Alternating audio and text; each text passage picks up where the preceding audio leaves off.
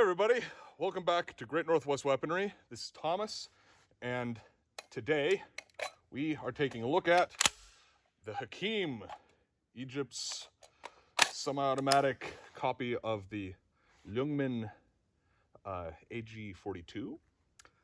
Very interesting rifle. This is actually the first semi-automatic milsurp that we've taken a look at as far as rifles on the channel, and it's a cool one. I'm really glad to have this thing in the collection. Let's go ahead and go into the gun room and talk about the history of the Hakim. The history of the Egyptian Hakim battle rifle is pretty straightforward. I'd actually pretty much already stated all there is to say in regards to where it came from, as it is just a copy of Sweden's AG-42 Lungmen rifle. I don't know if I'm saying that even close to correct, but that's my attempt at it. The AG-42 was originally chambered in 6.5. Then the Egyptians beefed it up to 8mm Mauser or 7.92. Other major modification is the addition of this gas regulator, so you can actually, with a small tool, you can manually alter the amount of gas being fed into the gun. This is a direct impingement gas system, so the gas is literally hitting the face of the bolt, and that is what is making it cycle. So we're not going to go that much into the design, as that, like I say, it's just a copy of the AG-42, and I would love to have an AG-42 in my collection someday. So we're pretty much going to be sticking with the Hakim as it is and leaving the history of the AG-42 for hopefully another day. There is photographic evidence of these being present in the Sinai War of 1956 and the Six-Day War of 1967. Mostly this would have probably been in a rear echelon capacity. You're not going to see a whole lot of pictures of them being on the front lines in these conflicts. You're mostly going to see, especially in the Six-Day War, the Mahdi AK-47 copy, which is what officially replaced the Hakim. There's honestly actually just as much evidence that these were used in Somalia as there is of them being used by the Egyptian army. If anything, this was kind of a stopgap rifle, just walking their way up from bolt-action rifles to their adoption of the AK-47 design. They did purchase the rights to use the design, by my understanding. And yeah, like I say, the modifications are pretty straightforward, just larger cartridge and the ability to manipulate the amount of gas, of which is a nice addition, honestly, because I found when I first got this, it wouldn't cycle for nothing. And a slight tweaking of the gas valve pretty much remedied that situation. Though, as you're also going to see later in the video, I maybe didn't tweak it enough because it does not really like to lock open. But it's a very interesting design, really bizarre rifle. We'll go over how to load it later, but it's just really strange. I mean, just to give you an idea, I've not really seen anything else that is cocked in such a manner. It is quite unique. Taking it apart is also quite unique, and that's mostly going to be what we're looking at when we go to the tabletop view. All total, about 70,000 of these were made. They are going up in value, so if you are interested in getting your hands on a Hakim, now is the time before they get any more expensive. These used to be, pretty much aside from the SKS, which is also going up in value, these used to be one of the cheapest semi-automatic milsurp rifles that you could get your hands on. Now you're going to be pretty lucky to find one for under $1,000.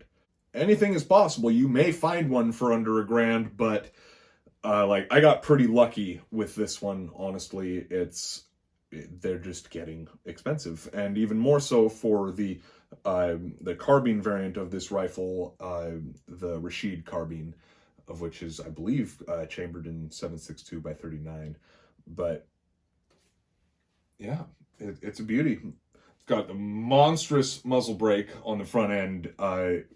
Shooting this thing, it actually feels really strange because it's a very large bullet. 8mm Mauser or 7.92 is not small by any stretch of the imagination, and a semi-automatic gun that can feel pretty overwhelming. But the design of this this muzzle brake is such that you will notice almost no muzzle rise whatsoever. It still hits your shoulder pretty, pretty stoutly. Not really bad. It's over a 10-pound rifle, so the recoil isn't a big deal, but it definitely jumps around in your hands a little. But muzzle rise, though, you're not really going to experience much, if any. It's definitely an interesting design. It's a really fun gun to shoot, if only 8mm Mauser was easier to get, especially right now. But these were made all through the 50s and a little bit into the early 1960s, and about midway through the 1960s, they were replaced again by the, I believe it is said, Mahdi AK-47 copy. It's interesting to consider that this maybe was present in the Six-Day War. That's just one of those conflicts that you don't hear an awful lot about in the West, and conflicts of that nature have always had an interest to me. Hence my obsession with, like, the Winter War. But yeah. Anyway, let's go ahead and take a look at how to field strip this thing. If you aren't already familiar with the loading mechanism and disassembly of the Swedish AG-42, then taking apart a Hakim is pretty much unlike anything else I've ever seen. So you're going to start out by taking out the magazine. There's this latch holding the mag in place. You're going to pull that out and push in, and then that pops it free. And we can set that aside. Now is where it gets interesting, and this is also where you can start to experience the finger chomping that has gotten the Hakim a couple of colorful nicknames. I've heard it called an amputator before. Pretty universally, by my understanding, it is severely worse than Grand Thumb. So you're going to grab this slide here, pull it all the way forward, and then pull it all the way back. And if you don't turn on the safety, it will slam closed, as you just saw. So I'm going to pull it forward. The safety is back here. It is this lever. Turn it on, and then pull it back. Again, if the safety is not on, it will... You see that little tiny gap there now that the safety's off? If you go and try and do anything else at this moment, boom. Severe chomping of the finger. And you can see there's going to be a lot of interesting things happening to your thumb or the side of your hand or any part of you that may be in the way. So, safety on, slide forward, slide back, okay, verify that it's good. Now, you're going to manipulate the safety to about the middle, and you're going to probably need two hands for this, because you're then going to grab this rear block and kind of shimmy the safety back and forth until this comes out. So now that is free, and on this you can see the original serial number. These are almost always reserialed because of US importation laws, and it's interesting because it appears that they just kind of etched it into it with like a hand stencil or something, but it is matched on every part of this gun that I can find. There's not really anything in the way of markings on this gun. I mean, what little there is in Egyptian, and I cannot read it. Now, there's a couple things you can do from here. You can take this whole unit and slide it off. I don't advise doing it that way. Some people do. What I would advise is hold this firmly in place, and there's this little lever right there. You don't want to accidentally hit this or stuff's going to go flying. But as long as this is still on the tracks of the gun, it's pretty easy to keep it together if you just firmly hold it and use a finger and push that in. Now, release pressure and let it slide out. Now your slide and recoil spring are free. Now at this point you can take the bolt carrier and bolt and slide them out. Once you get to this point, you've got everything off the gun that you easily can without getting into taking it apart with tools. Getting the bolt out of the bolt carrier is kind of strange. You got to rock this end up and then push forward, and now it comes free. So there's your bolt. Reinsert, you're gonna have to put it in at an angle, get it to about there, and then drop this end back in. And now, to get it back on the gun, you want this all to be flush. And we're gonna put this back together the same way we took it apart. Again, you could try and force these back together, but you're gonna be fighting all the spring tension with your hands. If you use the mechanical advantage of having the front of the gun being, you know, unmovable, it's a little easier. So get it in the tracks. It can be a little stiff. You might have to bonk it a couple times. And this thing definitely needs cleaned. I mean, you can see my hands are already super greasy from doing this. Recoil spring goes into this hole at the top of the bolt carrier.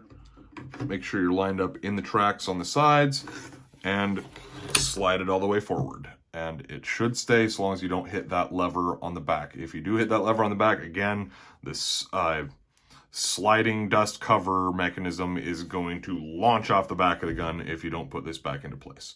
So again, you're going to put it at about pretty much right in between safe and fire, and insert it, and then let it fall to one side or the other. And now at this point, we're on safe, back to fire, and boom. And that is how you field strip a Hakim, ladies and gentlemen. Put the magazine back in, just stick it straight in, and then latch. I'd mentioned the fairly massive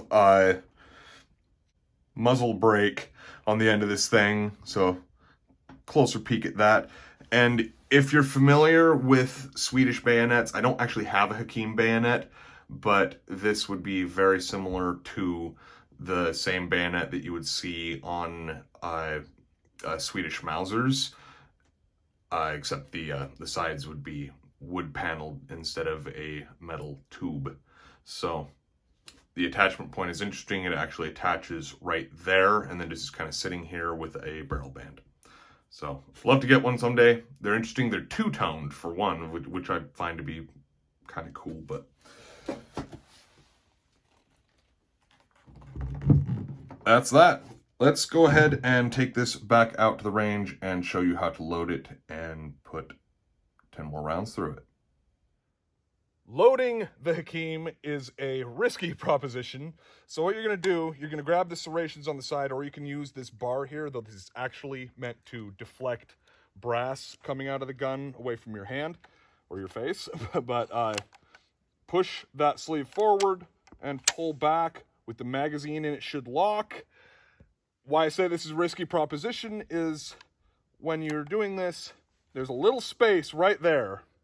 And if you accidentally knock that back when there's a round inside the gun, I'll actually drop the magazine to demonstrate this.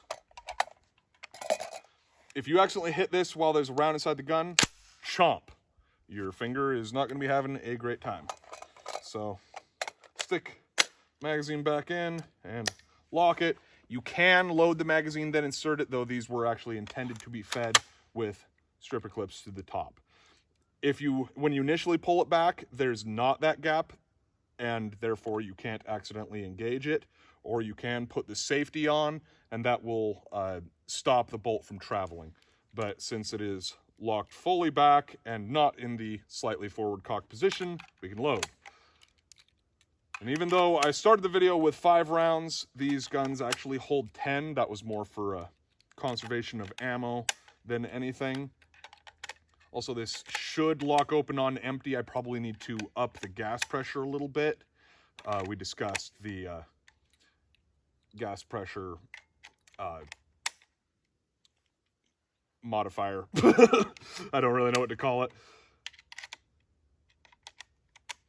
But there you go. Gun is loaded. Push this forward a little bit and now pull it back, and the gun is ready to fire. Again, that's your safety. Gun should not shoot. Nothing. Safety off, and here we go. 10 rounds.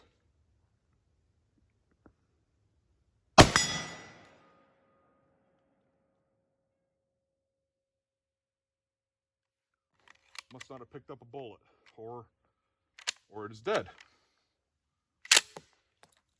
Okay, I think that bullet may have had a bad primer, so here we go again.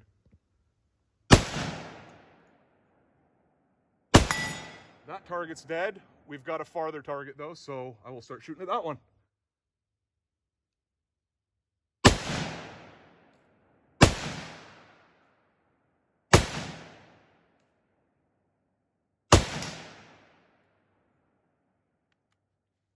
Oh, bad feed. Here we go.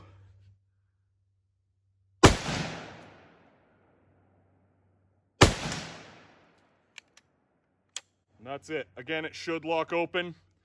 Yeah, couple of issues. A lot of that can be fixed by simply upping the gas pressure. As you can see, it is smoking currently, so I'm gonna give it a bit of a rest from shooting for a little while. Really happy to finally be doing a video on a semi-automatic milsurp though. This is the first that I got my hands on. It's a really interesting example, not something that I was actually aware of until I really got into collecting guns actually.